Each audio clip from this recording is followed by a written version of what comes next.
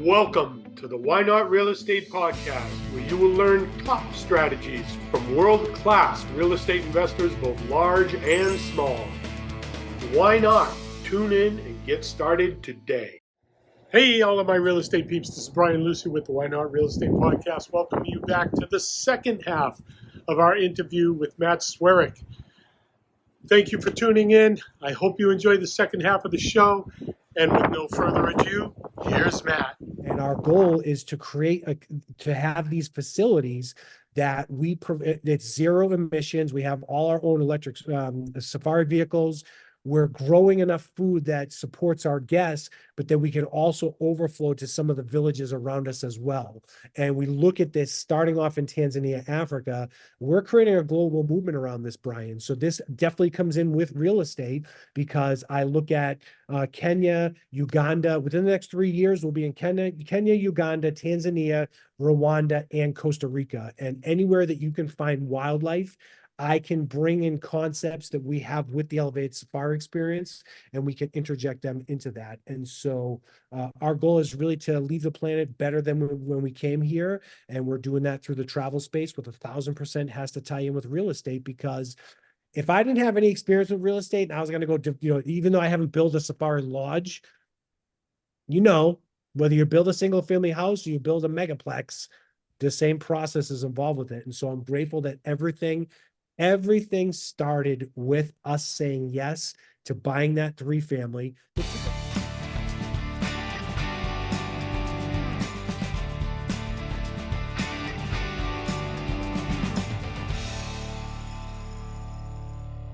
Okay, you ready for the next question? I think so. Let's go. You've been priming me up for this question. Oh boy. So it's a great segue.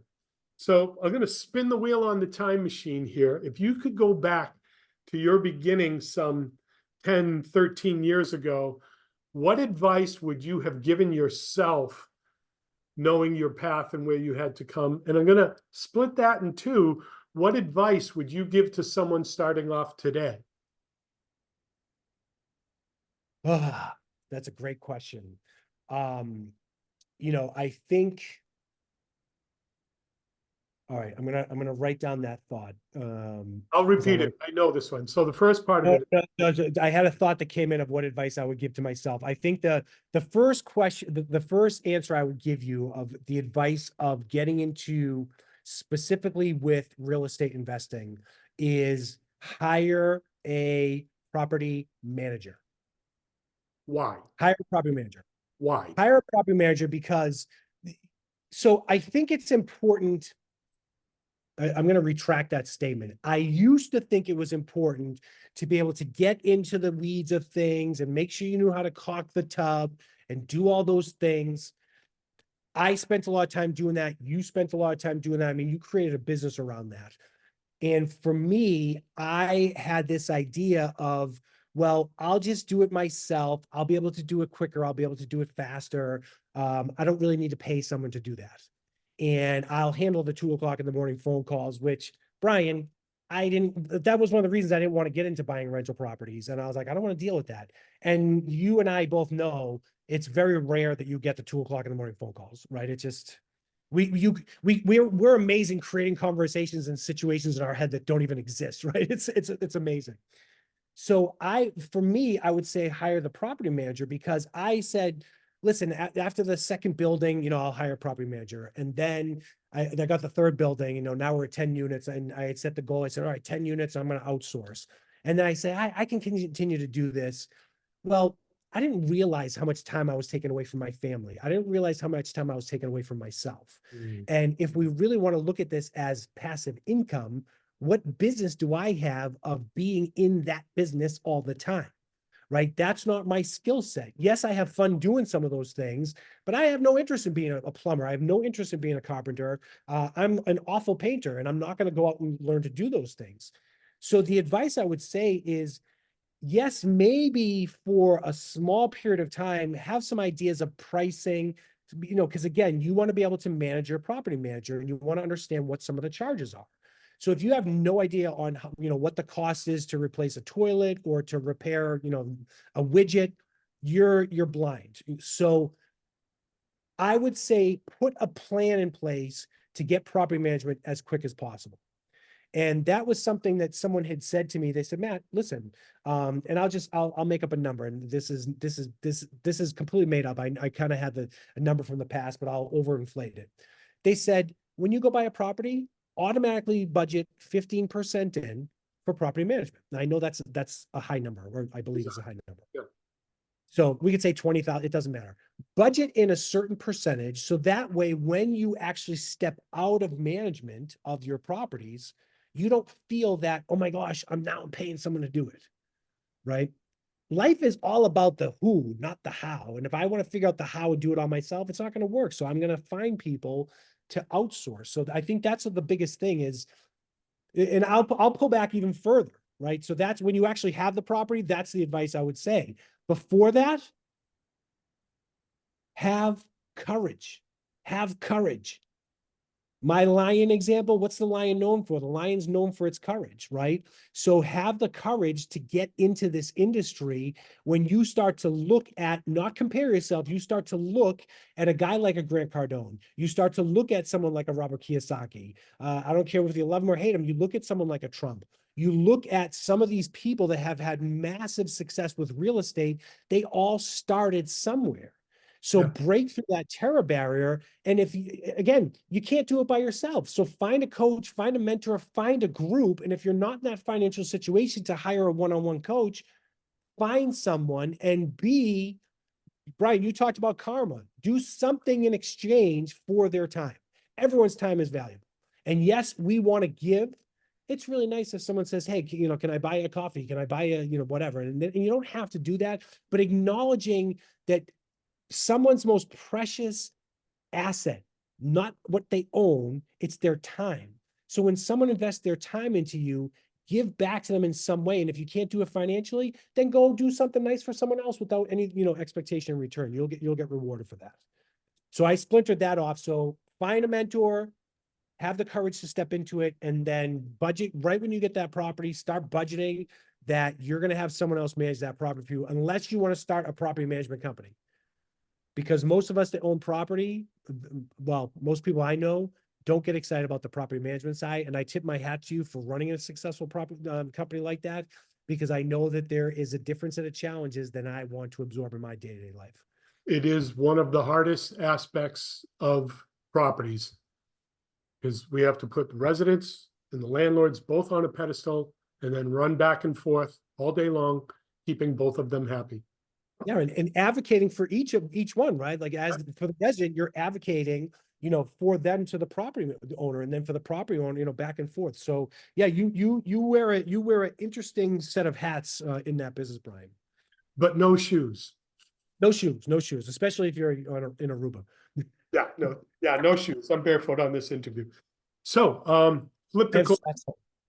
Your newbie who's watching this for the first time says, wow, that all sounds great. These guys have really great stories, but maybe that's not for me. The fear, the courage. What advice would you give to that newbie sitting on the fence, seeing this for the first time? I would ask this question, right? What if you don't do it? Oh my God. What if you don't do it? Will your life actually change if you stay in the same situation you are, watching from the sidelines and thinking of, wow, that's so unfair, and look how people, are being successful and I'm not? Brian, like I said, and I will jump up and down all day about this, the most precious asset we have is our time. So all the stuff, all the money, all the bank accounts, it can be completely wiped out. We can rebuild, we can reaccumulate, we can do all of that again. I can't get back yesterday. I can't get back 5 minutes. That's gone. So it's really shifting how you're looking at your life. And back to the question you had said before, like, what would I say to myself specifically? Value your time. The mistake I made, and I know a lot of other guys and girls do this when they start off with their properties. Someone said to me, they said, what were you doing today? And I said, oh, I had to go do this thing with this toilet. And they said, why did you do that? Why didn't you hire the plumber? I could do it really quick, no problem. And he said, can I walk you through what you did? And I said, what? He said, can I walk you through what you did? And I said, yeah, I'm not really sure what you're saying. He said, okay, you got the phone call, something's wrong with the toilet. He said, so the first thing you did is he goes, I know you, Matt, you freaked out, you started sweating. I said, yeah, that's true, right? He said, so what you did is you got the call, then you went to your house, you got all your tools, put them in the toolbox, you put them in your truck, you drove to your property, you looked at it, had a semi idea what you were doing. He goes, then you went to Home Depot, you got the part after kind of wandering around, figuring out what you needed, and this is the right size, the right number. He said, then you went back to the property. You realized you bought the wrong thing. So you went back to Home Depot, got the new thing, went back, put it back together, cleaned it all up, drove home, put all your tools away, and then you went and had dinner with your family. And I said, how'd you know that? He goes, because I did the same thing. He goes, you are more valuable than that. He goes, how much time did you spend doing that whole thing when the plumber could have gone in, had the part on his truck, he was in and out of there, and that was it. So I had to start. This was interesting for me because this was the first time in my life, Brian, through real estate, I put a value on my time. Yeah. And when I said, hey, I can go cut the grass real quick, then I started thinking about it. I said, well, wait a minute. If I'm paying the kid $25 to cut the grass, am I worth $25? Is it more or less? So when I was, and I remember, and I won't say his name, I'll leave it. When I first got into the real estate investing world, there was a guy who it was $800 an hour to sit with him. And I said, are you kidding me? You want me to pay you $800 to sit with you? Wow.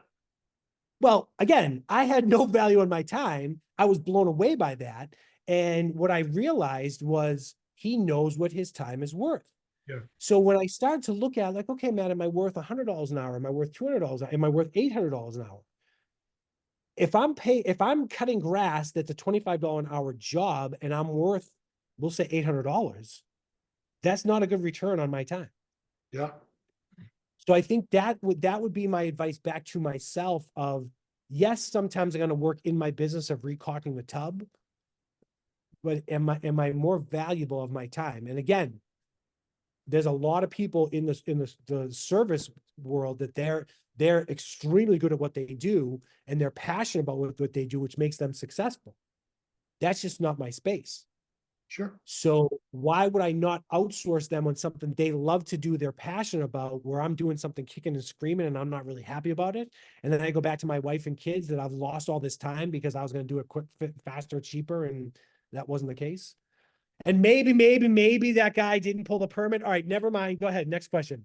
No, we're not going to step on that landmine, but you're absolutely right. To change that toilet, you need a permit. And if you don't have the plumber's license, you can't pull the permit. So for all you Lone Rangers out there who are thinking this is the way to go, like, I got my CSL. Yeah, absolutely. Yeah. It was one of the smartest things I did, but that's a rodeo for another show. Pull your permits. It is not worth it, right? And that's when you want to, when I learned with Fortune Builders, create your power team, your inspectors, everyone in your town, that's part of your team. And you want to be able to go to them and say, hey, listen, I'm looking to figure this out. Can you help me? Versus, yeah, listen, I just changed all this stuff and I hope you don't catch me. It's not worth it, right? Do what is right. Have integrity and honesty in your business. It's going to pay off in the long run. Okay, I have to put this out there for our listeners. If you hire Chuck in a truck to do that job and he puts in a GFI and wires it wrong, your house, your kitchen burns down, whatever, insurance companies are smart. The first thing they're going to do on that claim settlement is they're going to go to City Hall and see if Chuck in a truck pulled a permit to put in that GFI plug, which cost you $30 for the plug and $60, under $100 to hire Chuck in a truck to do that without a permit. The insurance company is going to say, sorry, you didn't pull a permit for that electrical fire. You don't have a claim. That was a very expensive permit. So I'm not going to jump up and down on that soapbox, but please hear that. Anything that needs to be done by a tradesman, a plumber, an electrician, a contractor, the butcher, the baker, the candlestick maker, if they require a license, let them do their job. Let them do their job. Forget about the time. You could lose the entire property. And that's not worth it. And That's you could be putting people at risk, right? How, like, that's, oh man, yeah. Yeah. like, their actual safety, their actual safety. Someone said that to me one time when I changed a smoke detector for someone, and they said, Matt, that's not your job. And I said, it's a smoke detector, right? I've rewired it real quick. And they said, okay, I understand what you were looking to do. They said, what if that didn't work in a fire? And I said, I will never, ever, ever, ever do that again. Yeah. And we're not kicking the can down the road to put it on the electrician. We're trying to keep the people in the house safe. That's it. That's all. You know, Tell me what Bel Air stands for. What does Bel Air stand for, Brian? the acronym or the tagline, a beautiful, uplifting experience. Yeah, right. So when you create that beautiful, uplifting experience, that's putting those people that are helping your future financially, right? Yeah. Yeah, it's in there somewhere. Perfect. There you go. Taggy, but yeah, it's there. It's on the book. It's everywhere. Yeah. It's about, and that's what I love about that is that did I get into this to collect a quick buck? Or why did I get the taste to buy more? I said, wow, I can do, I can create a space for people that is nice for them to live. They're going to be proud to take care of it because they know I am taking care of them. That's going to help to reduce my turnover, which is a big cost in our space. And I can do it at a level with it wins for them, it wins for me, it wins for humanity. So yeah, I have a property manager disclaimer here. When we started out our company and we had our first 5 to 10 clients, we weren't perfect. We didn't always get it right. We made a lot of mistakes. We ticked off a lot of people, both landlords, investors, and tenants. It's not an overnight success. We got the scars, the shot glass, and the t-shirt to go with it. And, for any of those people who are watching this show or cursing my name, I apologize if I put you through any grief or crap, but we just tried to get it right the next time. So if I got it wrong on someone, my apologies. And let's move on. More about you. And that's sincere, and I appreciate that, Brian. And that's one of my mantras is 1% better every day. Because if you do that, 365 days later, you're doing pretty good. Well, I'm going to shoot for 2%. All right, there you go. All right. So this is always a great part of the show for me. I break out my calculator, and this is the real why not moment for me because, the show is Why Not Real Estate. What was the best property deal you ever did? What type of property was it? How did you find it? And how did you finance it? So I don't have all my numbers in front of me. And as we talked before, I'm a visual guy, but I'll tell you, one of the deals that we had done recently was when we started, we had some limiting beliefs about how we were going to start. And we said, okay, I want to, because again, I was managing the property. So someone said, put a dot on the map, put a circle, 3 intersecting circles. That's your territory of how you can travel and take care of, especially here in Massachusetts, where it snows a couple of times in the winter. Ugh. And sorry to bring up the S word, Brian. I know this is a family show. No. Sand also begins with. Oh my gosh, yeah, sand. Yeah, we'll do Sandman. We'll go build a Sandman. I love it. Take it away. Yeah, your story. You've homed in your zone. Yeah. So we were only playing in that space, and we said, okay, if we want to scale, we have to move outside of that radius. So then we said, okay, let's look at new. And again, Massachusetts law is really fun compared to other. I'm being sarcastic. Very fun compared to other states. And we said, okay, let's go to our neighbor, right above us into New Hampshire. So what happened? The jump was we started to set the goal of, we said, all right, we're not going to purchase anything that's less than 40 units. And then we said, we're not going to purchase anything less than 60 units. Then we said, we're not going to purchase anything less than 100 units. So in the networks that we had and all the sweat equity, I guess you would say, of creating the network, we started to launch out the feelers of, hey, listen, we're looking for larger portfolios. So we had someone that came to us and said, I have an off-market deal. It's 109 units up in New Hampshire, central New Hampshire, not really an area you think you would want to invest in. However, let me give you, some of the KPIs and some of the economics of surrounding communities, and let's see what you think. So it was 109 units out in the Lakes region of New Hampshire. And at that time, we had purchased that portfolio. The units were 73,000 a door. So, and it was it was split up across, I think it was 14 parcels. So there was some 3s and 4s in there. And, we basically said, okay, we're going to, get rid of some of those right away. Help pay down some of the lenders or the lenders we brought in. That deal is probably one of the best to date, where we're actually on board to close that, where the units will now be selling at 124,000 a door. So with market appreciation and when we finance, that deal we ended up syndicating, and we came in as the general partners on that, and brought in, I think there's 10 investors altogether on that deal.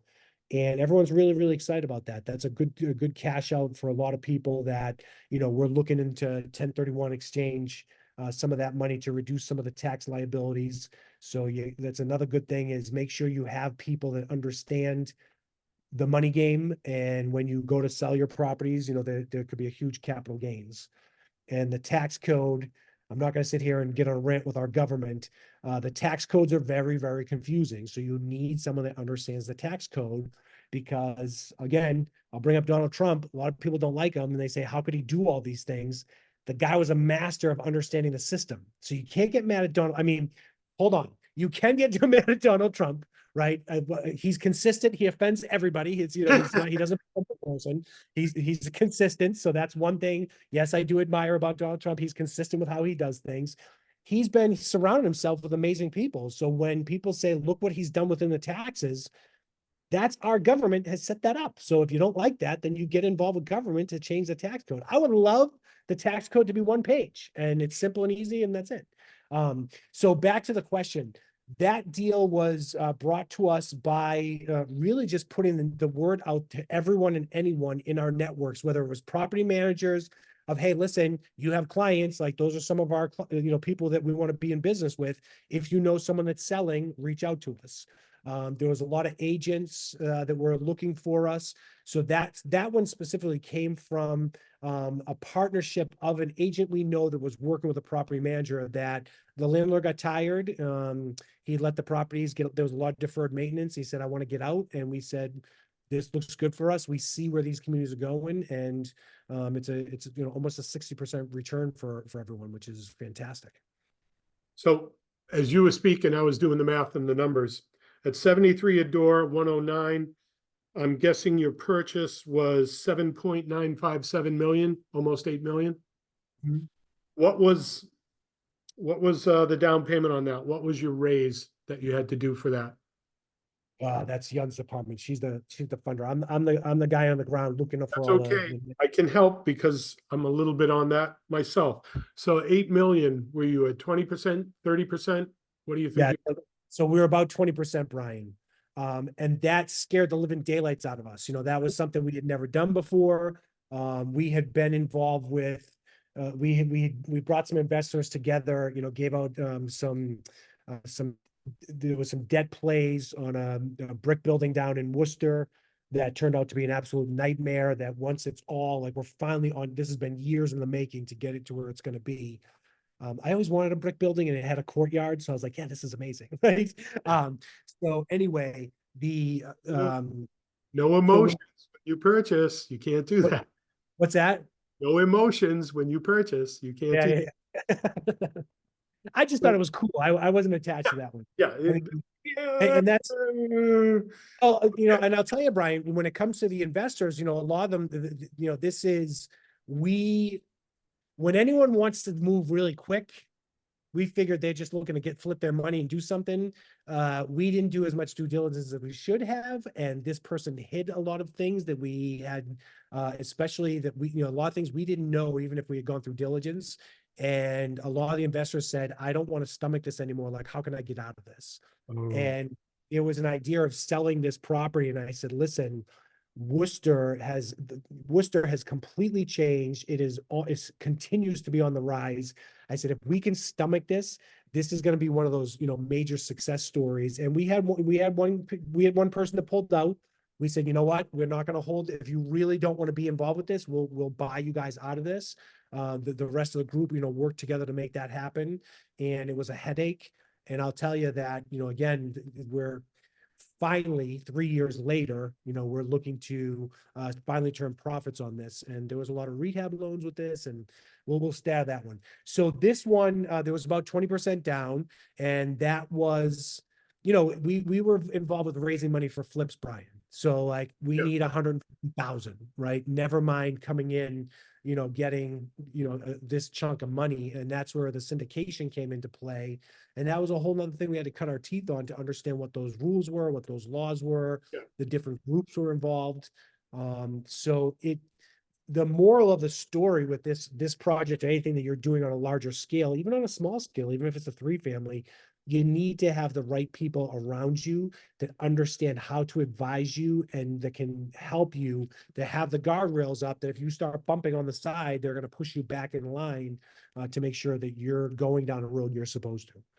So I'm going to push this to the end of the rainbow here. I love this part of the show, looking at the deals. So I'm going to kick your number up to 25%, because 20 was probably for the loan. You've got your syndication attorneys, you've got all the other bells and whistles, your acquisition fee, whatever it is. Let's kick it up to 25%. On 8 million, that's 2 million. You had a $2 million raise. You had 10 people coming in, roughly 200K per investor coming into that deal. You bought it at 8, your disposition. Now, I'm not 100% sure. Do you still own the property? Yes. Okay. So what year did you buy it? That was 2 years ago. 2 years ago. So 2022. Mm-hmm. Current date, 2024.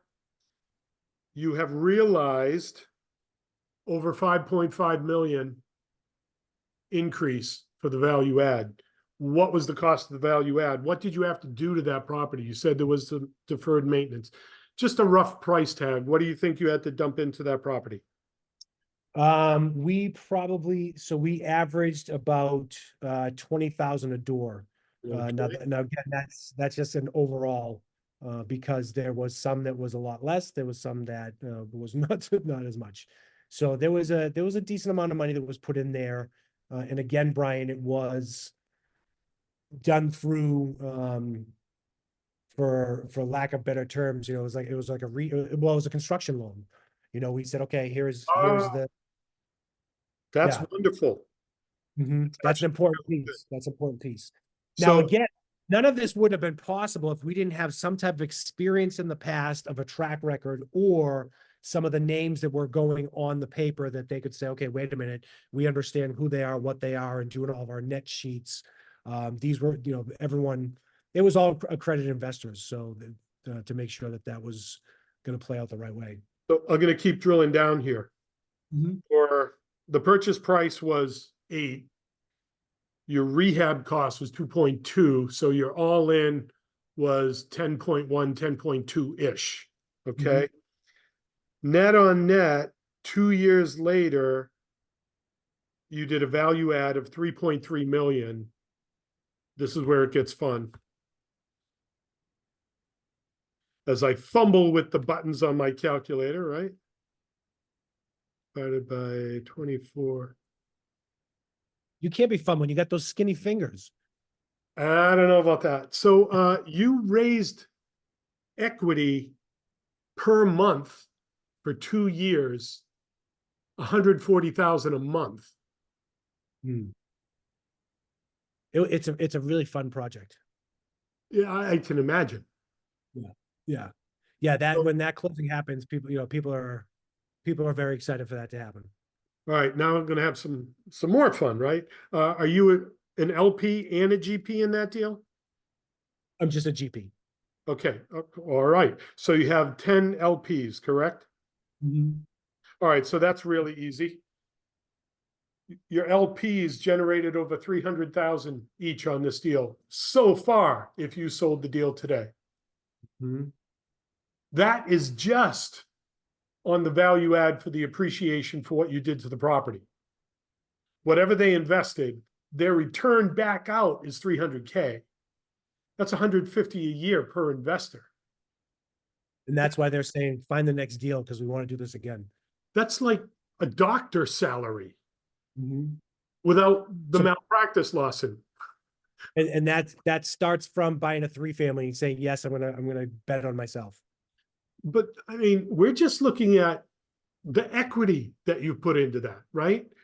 Each investor coming in, if they all did 200K, they're going to get their money back plus an additional 300K. It's actually more than 300K, but that does not account for monthly cash flow, depreciation, what they've been able to save on their taxes, and all that other gravy that we never talk about on this part of the show. We just say, oh, isn't it nice that you can buy, add value, and see this equity return? But it doesn't peel back all the other stuff that you see in real estate. That is all that Donald Trump stuff that you're talking about. It's knowing and understand those systems and making it work for you. I mean, and then it's a cake, right? Oh, we didn't talk about the construction loan. So that $2,180,000 was not an additional raise. You leveraged that from the institutional lending as a construction loan, and that got added to the mortgage, and it didn't have to come out of your pocket. Really smart. Mm. Yeah, I mean, and I think that's where that experience or that awareness of that, I will say product. I used to talk Yeah. about loans all the time. This product is coming from flipping, and really OPM, other people's money. Yeah. So, and yes, there's times you're going to have to put money into things. If I can do things all day long without my money and I can keep that and play with in other places, I'm going to do that. And Brian, we're looking at, probably 450,000, give or take, per investor when it's all said and done of what their gain is. So and we feel very, very fortunate and blessed about that because of there's this golden Toledo Jones, right? The good I want for myself, I want for everyone else. So it goes back to how do you share with others? And for us to be in part of that process to help people get that return, of course there's fees that we get on, from that and the expertise that we bring into it, which I'll do that. I'll get involved as a GP. I'll get involved as an LP, like wherever there's opportunities, as long as the group has the same, morals, values, and ethics that I do. That's the people I want to do business with. Yeah. Right. Right. You get to choose who is in your sandbox. Right. Who's playing on your Monopoly board, right? Yeah. Oh, that. I love that. So this, let's see, how did you finance it? We know it was a construction loan, but who did this? Freddie, Fannie, Yeah, this was a Freddie. Freddie. Evil Freddie. Yeah. Evil Freddie has come up on so many shows. It's like the best product you can get for this type of asset, but it is the hardest amount of hurdles and hoops to jump through. So Mhm. you did all that with a construction loan. Fantastic, fantastic deal. Wow. Wow. So we Yeah, hit, that one gets me excited. If they could all be like that, Brian, oh my gosh. well, I mean, technically they could, right? If I put the thought energy into it and I brought in that, and that was my overarch thing, that would be it. And we were heavily involved with real estate for about 13 years until then we started branching off into other assets or aspects. And people say that they say, listen, you're not involved with real estate at all anymore. I said, no, I still am. If the opportunity, I'm not acting as an agent anymore, and I'm not. It's funny. I love flipping because I love bringing something that's so distressed into it, to something that's beautiful. And, you do that with the construction loans with a lot of these properties. And I remember when we bought West Street in Leominster, it was at the height of the market, and some people said, why would you buy at the height of the market? And it cash flowed amazing at that point in time.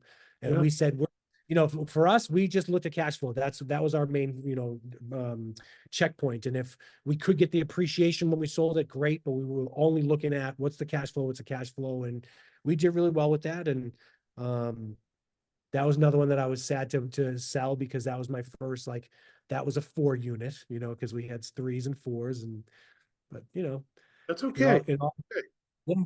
So one last question on this deal that you nailed. The rate 2 years ago, what was the rate that you bought this at, Freddie? I Interest. think we were looking at refinancing with something that was 8%. And we said that's so high compared to what we were. I believe we were at a 4.35 on this one. It was high at the time. Okay. Well, a commercial loan for us is always, before it went up, in the 6s anyway. So 4.35 is really nice. Now, based on the equity you got into this, if you do have to refinance commercial loan, you're 3 years away from having to do that. So this is where you could be a genius, right? Because all these people who are starting to buy now, I even saw it on one of the posts, what's your biggest challenge as a real estate investor? Interest rates. Okay. So those people who are walking through the door now and purchasing now, is there a chance it could go up a few more points? Yeah, sure. So what, right? If you bake that into your numbers conservatively, you're okay. Now, eventually, it's going to deflate. And now all those people who bought at 8 and 9 are going to look like Albert Einstein geniuses. Like, wow, you bought at 8 and 9 and now it's down to 6 or 7 again. How did you know? It's like, well, I didn't. But it's real estate. So yeah, I mean, you have some people in the middle who might get burned. Sorry, but that's going to be your opportunity, my opportunity. It's okay. It changes hands. Yeah, I mean that's life, and really it's about educating yourself. That's something that I teach in one of the other companies, the Elevated Human Experience, is study your mind, study your craft, take massive action. So if you do not understand the industries that you're in, how can you really be successful? And that's where a lot of people get get caught with their pants down, because they don't understand. I think the dangerous thing, Brian, is that people start off in this world as a hobby. And when something's a hobby, it goes sideways quickly. So again, when you create that vision, you don't need to have 10,000 units, but understand what's the goal. What's the exit strategy around this? Are you looking for this as a supplement? Are you looking at this to create a massive thing to pay, to pass on to your kids one day? And when you understand, you study what's happening, I'll take residential rates. Yeah. I love when people, when the rates were, down at a negative 4,000, when the rates were in the 2s, and then they bumped up to the 4s, and then they bumped up to the 7s or 8s, and people said, oh my gosh, I can't believe this. Like, interest rates are incredible. I loved hearing people come out saying, geez, when I bought my house, it was 25% interest. And then all of a sudden people say, I didn't know you paid 25% interest for your house. What? Yeah. So again, everything is cyclical. And when you understand where you are in that cycle, and again, how to play that money game, and open up to seeing everything, to just looking straight down at this one little thing today, then you can start to make moves and really you can start to accumulate wealth in a really, really fast, fun way. So you bring a great segue. You say educate yourself. And you've had a few recommendations already. The Purple Book, and I won't pick it up again because you may mention it, so I don't want to do any spoiler alerts here. Was there a book in your investing career that had an impact on you as a real estate investor? You're going to laugh at this one. No, I'm not. I literally picked up the Real Estate Investing for Dummies. Remember, the For Dummies thing came out long time ago? Oh, yeah. So that was that one, just to have an understanding. Another thing that's really interesting is we never owned a home. So when I got into real estate and I start, I love it. I love it. I love it. Property management kit for dummies. I love it. That's amazing. The, understanding the industry and understanding the product, I'll talk a lot about being a real estate agent and coming in as an investor and as a residential rehabilitator, AKA flipper. I need to understand the product right now. I wasn't going to be a construction supervisor like you and go down that road. I needed to understand what the heck a house was. I grew up in apartments, right? So when I start, people start talking about knob and tube, or they start talking about steam systems, it literally was a foreign language. So one of my favorite books was I bought the big book of like from Home Depot that educated me on all the systems. So that helped me to understand what the product was. I think you have it right there, Brian, right below the starfish. Yeah, that's the one. That's the That's one. fine. We're gonna play. I'm just gonna keep throwing up books. You're gonna keep grabbing them right off the shelf. Yeah, something like that. Sure. Yeah. So I think really for me it really is, rich dad, poor dad, just like so many others. And that just was that was a shift on how to look at things. That really, really helped me. And then again, I mentioned it before. I mean, this book is something I study all the time. This book, Think and Grow Rich, because it's about the mindset. It's about creating. It's really about creating and making decisions, which is a skill set that we're not taught in school. So you have so many people run around, look at each other like, what should I do? What should I do? What should I do? Now it's okay to be a follower. You want to be an effective follower and understand who are you following and how effective are you at taking their advice. And that goes back to, again, previous version of myself. Connect with people, get in relationships with people that are doing what you're doing, model them. We had this whole thing of R&D. People are like, oh, I love research and development. I'm like, no, rip off and duplicate. You can't plagiarize, but take pieces of what, like we're creating this group called the Conscious Business League, and it's a mastermind. Jan and I are on this mission of bringing spirituality into business and business into spirituality and really leading with God. And so what we've done is we've belonged to so many different groups, and we said, we love this, we love this, we love this, we love this. And we're taking all these pieces to create a group on our own. And if we really look at knowledge, right, everything that we've ever needed as human beings has been here, right? And we think about whether we look at it from God, that God is omnipresent through everything, or we want to look at it through a scientific lens of energy. Everything is here. What's happened is human beings, the principles of flight never changed, right? It wasn't one day that all of a sudden everything changed and now we can jump in a plane and go. What happened was we changed the order of things to understand what the principles of flight were. So everything is at our fingertips, and the secret of the ages is locked up in books. So when I first jumped on this, like, again, Brian, I haven't seen you in a long time. I remember in your basement of all the resources you had. And that was one of the things I said to you. I was like, awesome bookshelf that's there, and I can literally like start to zoom in. I'm like, I can see, I know the colors of some of the books. So one of the books I think, I'm sure it's on your bookshelf, is The 4-Hour Workweek. Oh yeah, right there. I was going to say, I think I can see it, in the shelf up there. So It's in the Tim Ferriss section. yeah. Of course you have it by section. I just threw them all on the shelf one day, and then my daughter loves color coordinating. So for Christmas, she took all my red books and all my green books. I'm like, where did my books go? And then I go up into her room, and she's got all her bookshelf is decorated with my stuff. I'm like, you should pick up some of those books and actually read them versus just look at the colors. Got that? Yes, Dad. Yeah.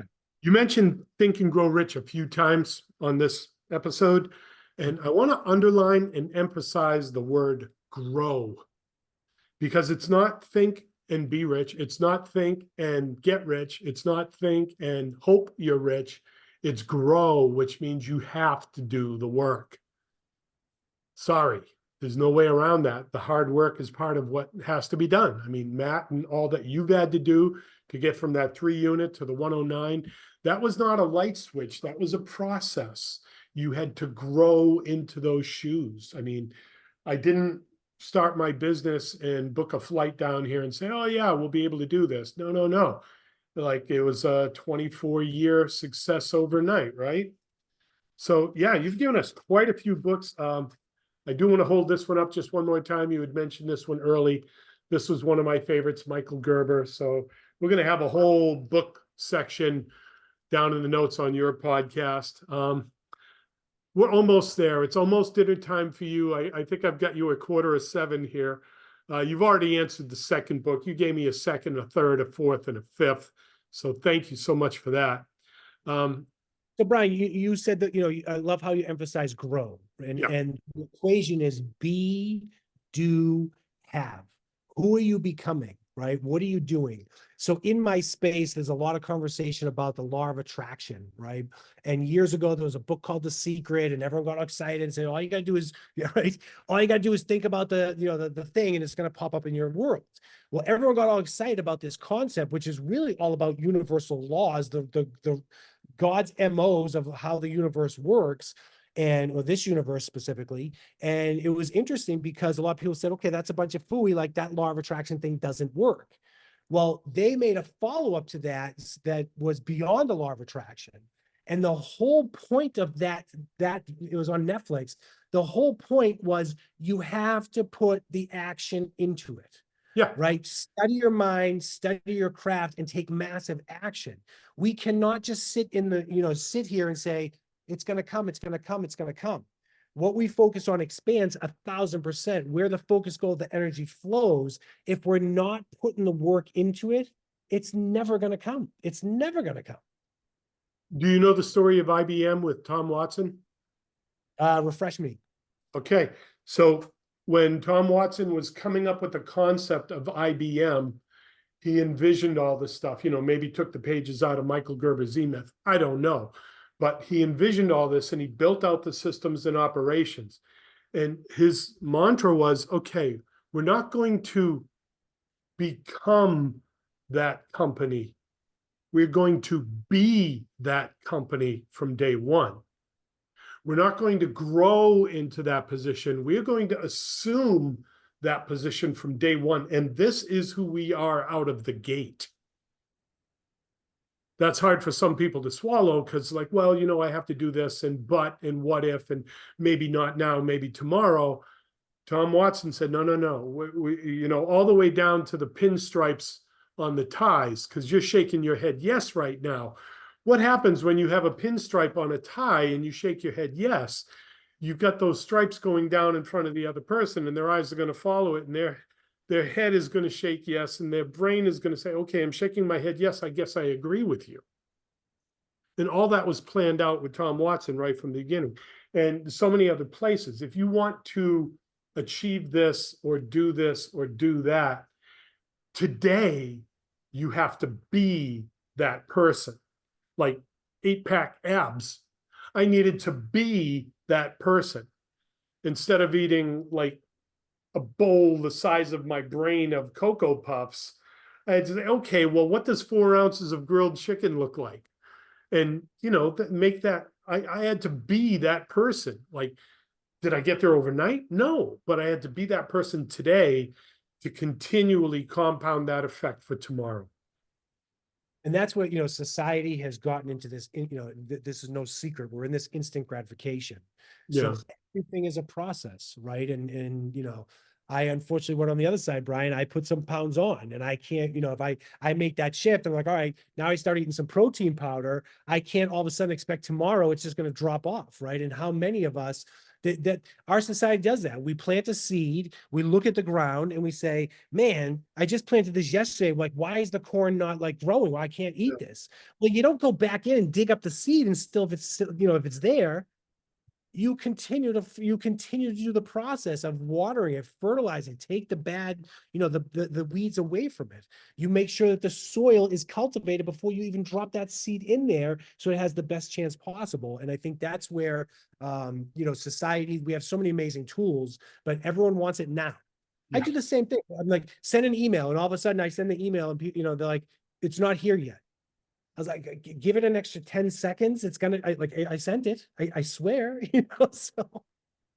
Put the work in and have fun with it. One of my favorite quotes, and I'm sure you know this person out of history, but it was Homer. Yeah, Homer Simpson. one of his famous quotes is, "Don't we have anything faster than a microwave?" Come on, Homer, right? But yeah, there it is. There's today. Yeah. So Yeah. we're almost there. So we will get you to dinner eventually. And again, I cannot thank you enough for your time. So this is a curveball that's not on your list of questions. And I love throwing this one in there. Right. Matt, we've had a wonderful conversation. You've shared so many pearls of wisdom. What's the one question I should have asked you on this interview that I didn't? Hmm. Well, I'll throw you the curveball. You sent me some questions to tee me up, and then you said you don't have to really worry about that. And I said I'm going to go with the flow. So they've all been semi curveballs here, Brian. So maybe I'm a bad preparer. I think you know what the question is? No. What? What's next? Dude, that's my next question. Ah, That's okay. Well, then let's do it. Then let's do it, right? So yeah. we're almost there. We got a few more details so folks can find you. But what's next for you in real estate, and why not get started today? And even if it's not real estate, what's next for you and why not get started today? Yeah, I would say for what's next for me in real estate is continue to, I've taken a very active role out of the process. So what's next is continue to cast the vision. Like I said, that passive income goal, a lot of it is coming through real estate. So it's to stay focused on the real estate side, Brian, not get enamored with all these other investments that look too good to be true, that end up being too good to be true, and sticking with what is proven and successful. And really look to one of the things that we have, this is a little bit of a shift on this. We're looking to create communities and really conscious communities. And we love the golf cart communities down in Florida. We really look at how do we create a space that of like-minded individuals that are focused on, really the spirit, the intellect, and the body, and giving back to others and giving back in a big way. One of the women that I work with one-on-one coaching, she is looking to create communities for families that have lost the primary taker that has passed away. And, she's like, Matt, when she casts her vision, Brian, she's talks about communities all over the world, and she is so afraid. And she's like, I think I just want to start with like 4 little places, and she's looking at container homes. So we're, looking at different opportunities.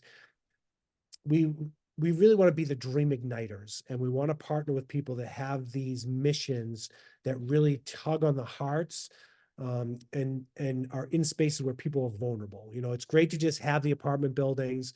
How amazing would it be to have the apartment building that has, that's completely green and has their own food growing on the roof and doing all, we're really looking at sustainable communities, and we're looking at things all over the globe. And I'll tie in my elevated safari experience into this with real estate. Sure. We literally have a goal to create lodges in these different national, either outside the national parks, which is referred to as a WMA, a wildlife management area, or in the national parks themselves. And our goal is to to have these facilities that it's zero emissions. We have all our own electric safari vehicles. We're growing enough food that supports our guests, but then we can also overflow to some of the villages around us as well. And we look at this starting off in Tanzania, Africa.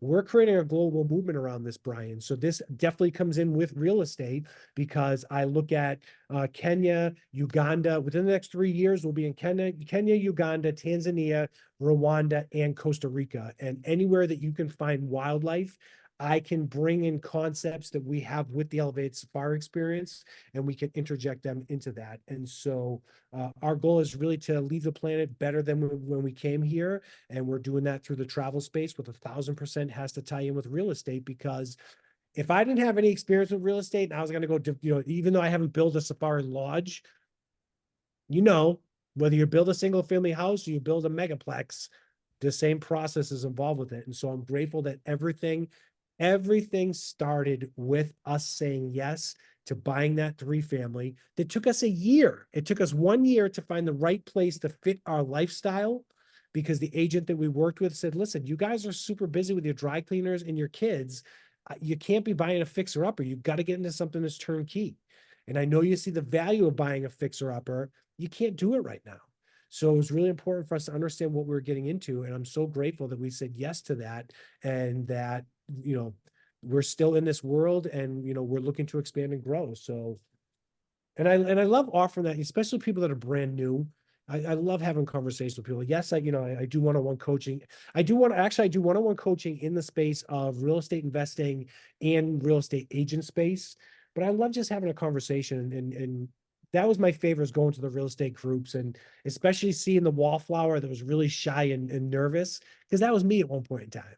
So I would go right over and I would say, hey, like, I could tell you're wicked uncomfortable. Like, what brought you here today? And what are you looking to accomplish? And let's have a conversation, and most of the time I would follow up with them because they'd be too afraid to pick up the phone and follow back up with me specifically. So, and I remember we went to a lot of the same meetings. We had a lot of fun with people, just, helping to be that beacon and not that anchor, and show people that they can do it. It's just take that first step. Fantastic, Matt. Matt, this has been absolutely wonderful. I mean, I don't remember the last time I saw you, so it's been super cool to connect with you. You got to give my love to Yunri. Happy anniversary, brother. Oh my goodness. I got to get you off this podcast. You got roses to buy.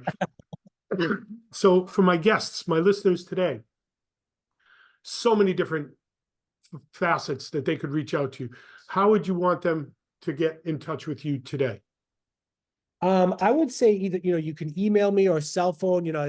Before I became a real estate agent, I was like, I can't put my phone number out there. My phone number is blasted everywhere, so I have no problem. And my phone goes into sleep mode. So someone tries to call me at 3 o'clock in the morning, you're not going to get to me. I'll get back to you the next day. So I put my phone number out there. You can find it right now. It's 978-602-2816. And I will get back to you as quick as I possibly can. Sometimes that's longer than others. I always ask for grace around that.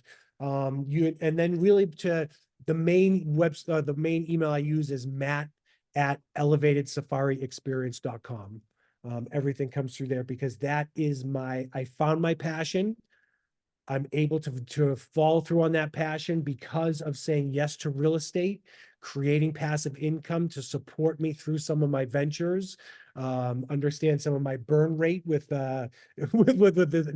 starting a new company. And I'm so grateful for all the people that said yes to sit down with me, break bread with me at Il Forno, like Brian Lucier and his wife Hunju, and just to. Yeah, Brian, this has been so amazing to come on to this show, because leading up to it, I'm literally going through my data bank of all the great conversations and all the fun times and all the meetings and all the people that I was able to serve with you by being involved with those organizations. And I'll give my last plug to Bel Air, and to specifically Brian Lucier, and the amazing job you've done. And just, as mentors and as just amazing people with amazing hearts and minds, and leading with God, you guys are the real deal. And I appreciate everything you've done. And I just thought about that play that the church you guys, we went to see that time of in the winter time, right before Christmas, live activity. I remember that. It was really fun. So yeah, I appreciate you, brother. And I'm so grateful to be on this with you, and congratulations for the success of this show. It's amazing. I checked out some of the other things, and I was shocked. I said, oh my gosh, season 2, and I see it going into season 753. So keep taking care of your body, keep taking care of yourselves, because you're serving a lot of people, and your cup needs to be full, because that's the only way. If your cup is not full, Brian, at the end of the day, there's nothing left for you. So I know you fill yourself to be able to overflow with others. So congratulations on everything you've done, and I appreciate you. Well, I want to thank you again. I mean, this show would be nothing without your story or the other stories. It'd be really boring me going blah, blah, blah. But to hear other people, like you said, if they can do it, I can do it too. Again, I'll shout out, you've got the elevated human experience. You've got the elevated safari experience. Now that's a website, elevatedsafariexperience.com. Yeah, that's the travel company. And then Elevated Human Experience is all about really tapping into your potential and how do we help you be the most effective human being you possibly can be. And that's really where that was the quantum leap that I took that opened up every door in my life, whether it was jumping up with the real estate portfolio, the relationships I have with my daughters, the house we live in now, the lifestyle that we created was all about understanding who I was at my core and then really tapping into those gifts. Brother, thank you so much. Happy anniversary. Sir. All of my real estate peeps, this is Brian Lucier from the Why Not Real Estate. Once again, I'm going to throw it back to my special guest today, Mr. Matt Swierk. Matt, any closing words? No, I think well, I can't say no, then yes. I would say yes. My closing words are just remember, believe in yourself. Believe that you can do it. And it's all about a team, right? We have to do it by ourselves and we can't do it alone. So understand you will become the sum of the 5 people that are around you. So look to see who you spend your time with, understand what you're feeding into your mind. That is critical. And understand that you are always a leader. You're going to be a follower and be the best follower you can be and understand who you're following. And if you're watching this show, I have to understand that you're following Brian to some degree and you're following a great leader. So keep doing the great work and find other amazing people like Brian Lucier. There's not that many out there. So he's one of a kind and we appreciate you. My goodness, Matt. Thank you again. So here we are at the end of another show. All my real estate peeps, ladies and gentlemen, thank you so much. Matt Swierk, my guest, thank you so much. This is Brian Lucier from the Why Not Real Estate Podcast. Signing off, gents. We'll see you on the next one.